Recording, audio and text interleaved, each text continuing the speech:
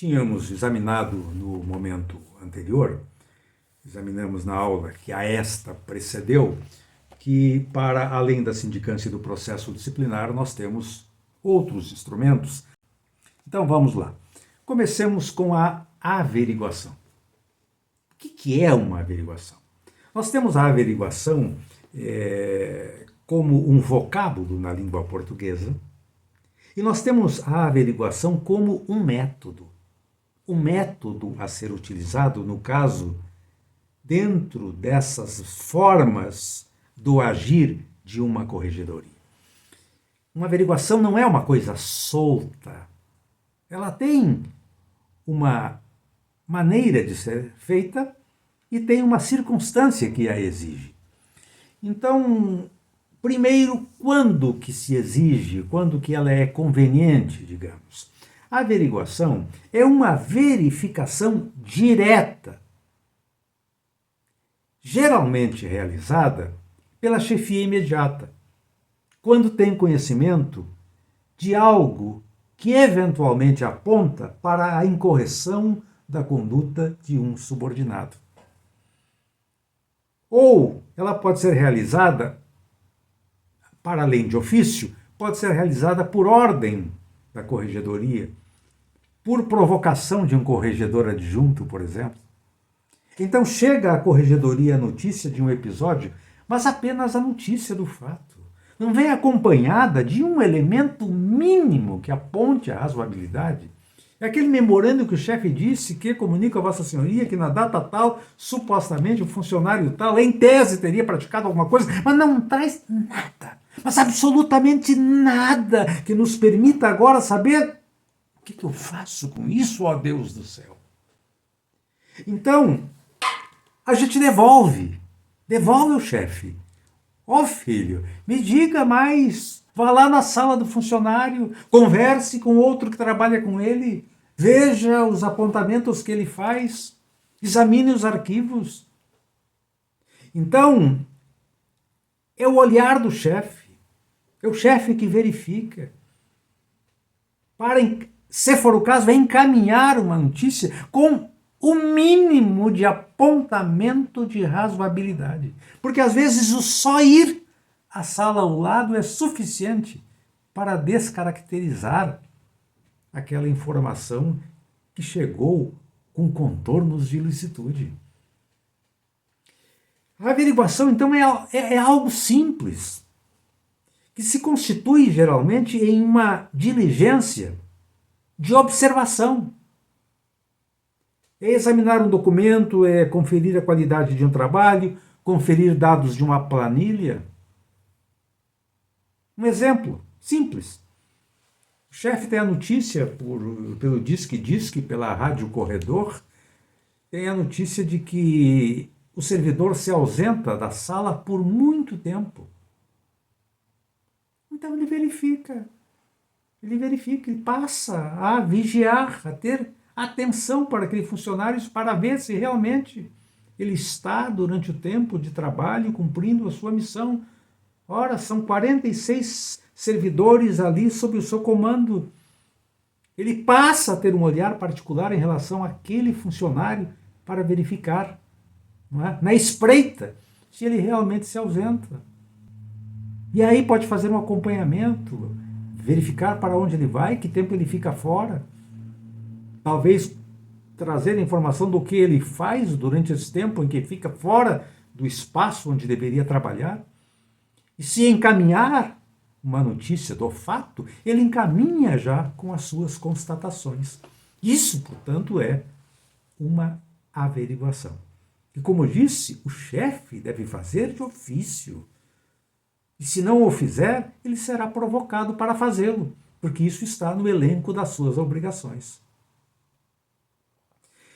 E aí vem na sequência a investigação preliminar. Não vamos misturar as coisas. A averiguação é assim, é uma coisa simples, é uma constatação. A investigação preliminar, ela traz um conjunto de diligências. E não é realizada por aquele chefe imediato.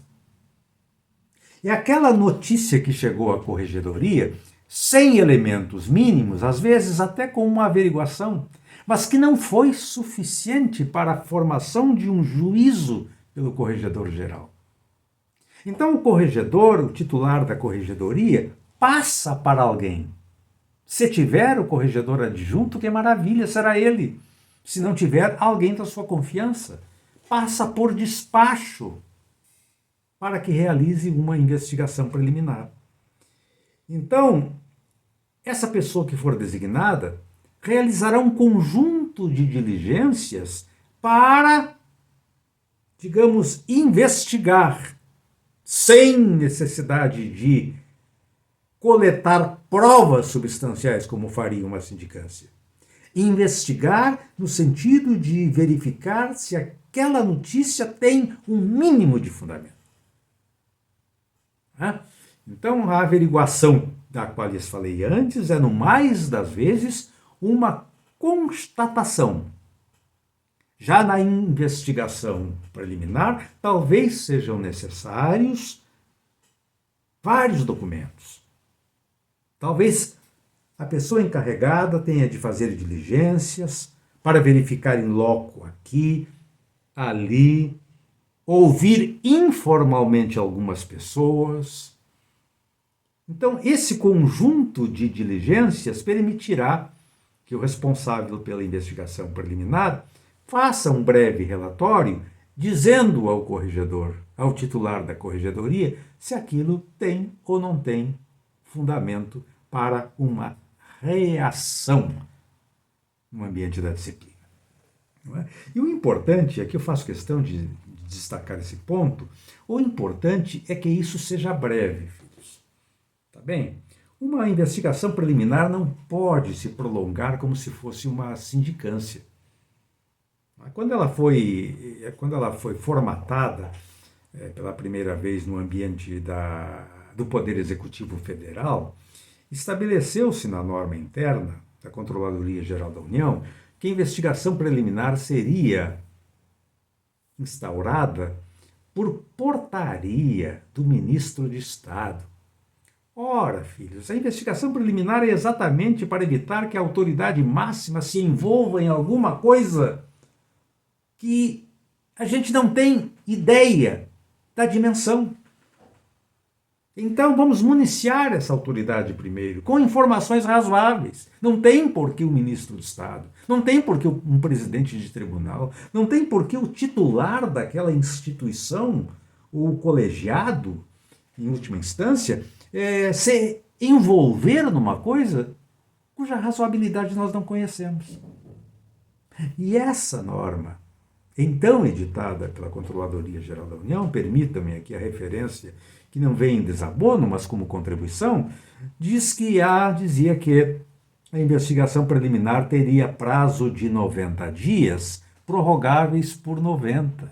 Desculpem, teria prazo de 60 dias, prorrogáveis por 60. Ora, uma sindicância tem prazo, convencionalmente nos estatutos em geral, há exceções, tem prazos de 30 dias, prorrogáveis por 30. Uma investigação preliminar, que é para evitar talvez uma sindicância, ter o dobro do prazo, isso não tem lógica, isso não tem sentido. Então, qual é o prazo de uma investigação preliminar? O prazo, a princípio, parte do bom senso de quem produz o despacho determinando a investigação preliminar. Então, eu tenho um mínimo de sensibilidade para ver que isso aqui pode ser em 2 dias, em 5 dias, em 10, em 15.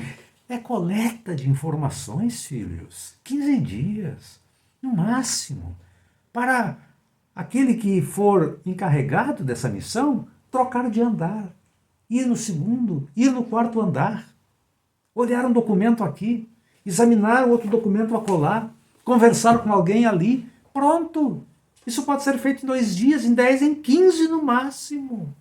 Agora, quando a gente coloca um prazo, como lhes contei, de 60 dias, prorrogáveis por 60, com portaria envolvendo a autoridade máxima do órgão, nós complicamos o que já é complicado.